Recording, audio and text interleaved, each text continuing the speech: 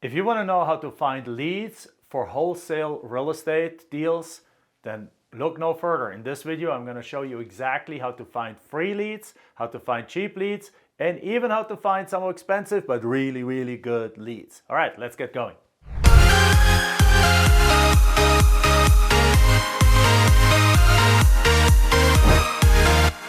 Okay, so there's three kinds of leads. There's free, cheap, and expensive leads. And at the end of this video, you will know exactly the pros and cons of each of them, when to use which one, and on top of it, I'm going to walk you through exactly how to use every single one of them in your real estate business. All right, let's get going. Now, don't discard the expensive one and don't discard the free ones. Every single one of them has their spot. And on top of it, it also depends on what asset class you go after. Wholesaling does not have to mean house wholesaling. You can actually also wholesale other asset classes in real estate where the lead cost is 1/10, but the quality is 10 times as high. So literally, you can go and make a fortune on very inexpensive leads. Okay, so let's start with number one, free leads. Free leads is very simply, free leads typically have to do with you spending your time instead of money. So free leads are things like door knocking. Door knocking doesn't cost you any money. You simply go from door to door in areas that you know that are kind of like distressed or in areas that are up and coming, and you simply see if somebody is willing to sell their houses. Ideally, you have some leads to go after. You don't just randomly knock on doors, but you have certain candidates that perhaps are distressed, that perhaps are behind on their mortgage, that perhaps they have the weeds in the street like that, where you know there's something going on that might make them want to sell their house, but they're not responding to direct mail or anything like that, so knocking on the door is often the best way. Similar to door knocking is actually driving for dollars. I remember us getting our very first real estate deal by driving for dollars. We drove around some neighborhoods that were like more working class, middle of the road kind of neighborhoods, and sure enough, over an hour and a half driving, we found about 7 houses that were boarded up, the weeds were that tall, and they were clearly abandoned properties. So guess what we did next? We went down to the county, or nowadays it's online, went on the county website, found out who owns that property, where do they live, and sent them a letter, and we actually got a deal under contract from that.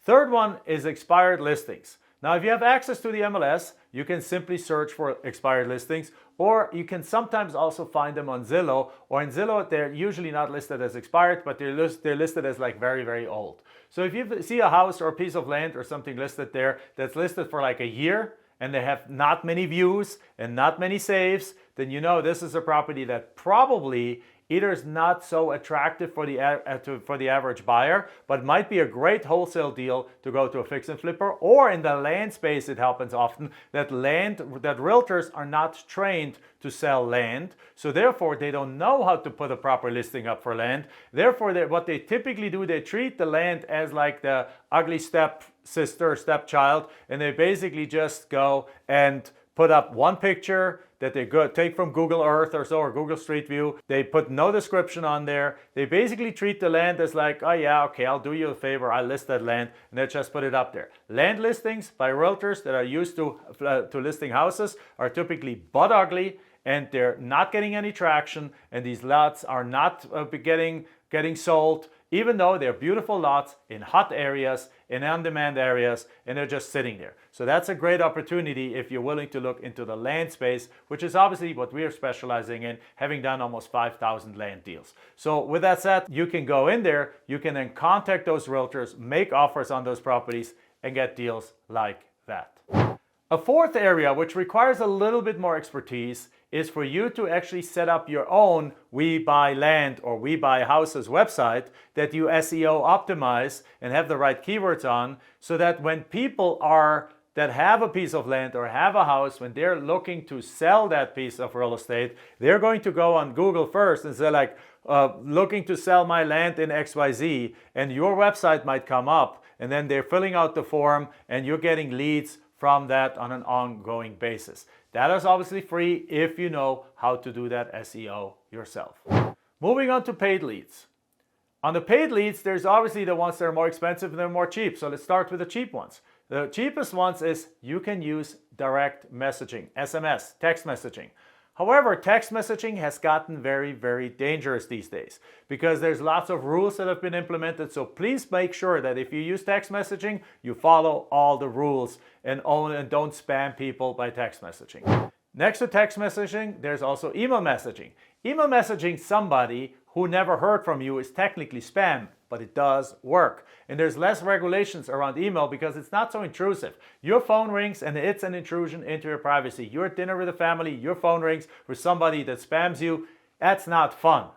But sending an email that just looks there, that somebody can just simply say delete or move into the junk folder, that's easy.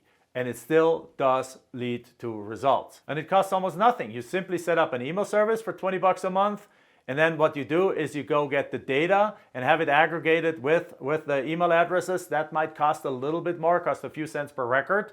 So if you have 1,000 records, it might cost you $20, $30, $50 to get that. And then, but for 50 bucks, you can now email on an ongoing basis 1,000 people that you have identified could be interested in selling their piece of real estate. And then lastly, cold calling.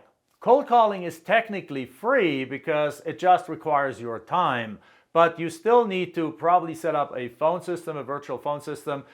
We use lpgphone.com to actually set it up with a company called RingCentral. And in addition, you also need to buy the data, again, from a data service. You need to go download a bunch of records that also have aggregated to them phone numbers of the potential owners. And then it's just your time. Go on there. So it's very little money spent on either texting or emailing or cold calling. Mostly the money spent is on the actual data that you need to buy. By the way, if you're enjoying this, share this with somebody who needs more leads, right? These strategies are well known, but not everyone uses all of them. Now let's talk about the more expensive lead generation strategies. Expensive doesn't mean it's the worst. As a matter of fact, it often means it's the best, because if you have a little bit more budget, in order to reach the exact people that you want to reach in a way that they actually will see it, and that just costs a little bit more money, but your penetration rate is much higher, your results is much higher, the amount of people responding is much higher, so that it can actually turn over time into your most successful and most profitable lead generation strategies.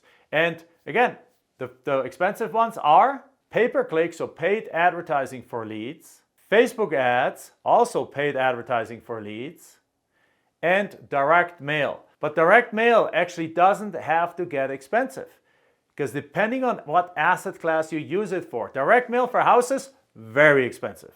I have a lot of friends in the house flipping space that use a lot of direct mail, and they have to spend over 10,000 mailers. They have to send out 10,000 mailers for every house that they get under contract.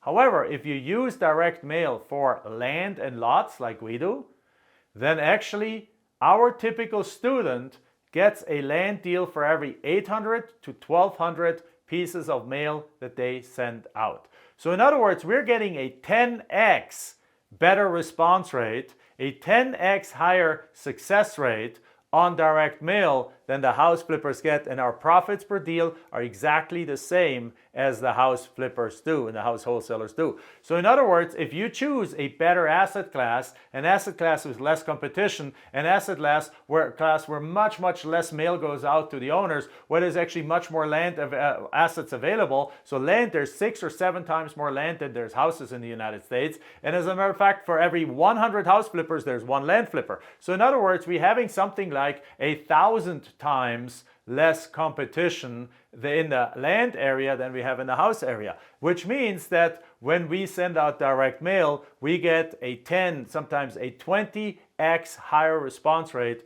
on our letters. Now, with that said, while each letter costs you still 60, 70 cents, your response rates, if you send out $700 worth of letter and you make a deal and you get $20,000 of that deal, then that is an inexpensive lead generator. Versus the house flippers, they have to spend $7,000 on mailers in order to get that to get a house, and they still only make the same $20,000 on a deal.